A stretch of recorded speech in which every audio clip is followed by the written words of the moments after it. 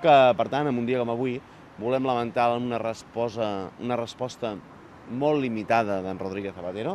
Volem lamentar que no se n'adoni que el que ha de fer és complir amb el pacte, amb l'acord, i volem dir que el que toca és complir amb el pacte, canviant lleis, i que seria bo més que aquest poble, que aquest país, que Catalunya es pogués pronunciar entorn a un referèndum, entorn a un estatut que ja no ens agrada perquè simplement no és allò que vam votar, no és allò que vam pactar.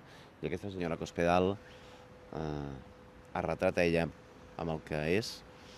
Jo crec que l'actitud del PP en tot aquest procés és de gent molt fatxenda, no? De gent amb molta barra, de gent que vota a Andalusia el que recorreix davant de Catalunya.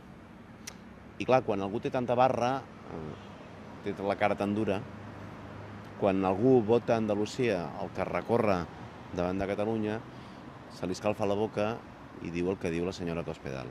Jo crec que s'hauria de fer mirar, i qui té una actitud fatxenda i de cara dura, de barra, és el PP i en aquest cas és la senyora Cospedal. Però vaja, no tinc res més a afegir.